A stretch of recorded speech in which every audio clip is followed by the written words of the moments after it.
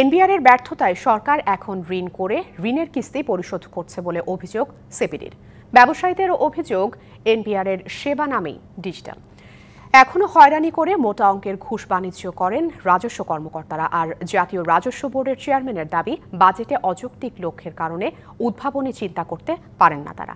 বিকেলে রাজধানীর গুলশানের একটি হোটেলে সিপিডি আয়োজিত এক সেমিনারে সরকার ও সংস্থাকে অসহায় বলে মন্তব্য করেন বিশ্লেষকরা। বলেন, কেবল আহরণ স্বচ্ছতা নিশ্চিত করেই কর বাড়বে না, বরং একই সঙ্গে করের টাকা ব্যয়ের ক্ষেত্রেও স্বচ্ছতা জরুরি। আর ব্যবসায়ী নেতারা অভিযোগ করেন, শতভাগ স্বচ্ছতার অভাবে থামছে না হয়রানি। অনুষ্ঠানে অর্থ প্রতিমন্ত্রী বলেন, সবার সম্মিলিত প্রচেষ্টায় অর্থনীতিকে এগিয়ে নিতে হবে। বাংলাদেশের কনজিউমার আইটেমসগুলো বাংলাদেশের ইন্ডাস্ট্রি তৈরি করি।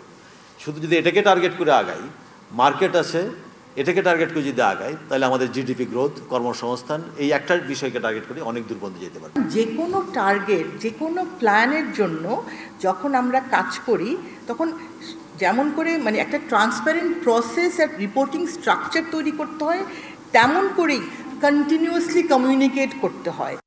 নগদে 500 টাকা বা তার বেশি পেমেন্টে পেতে পারেন ঢাকায় জমিসহ 20 কোটি টাকার পুরস্কার।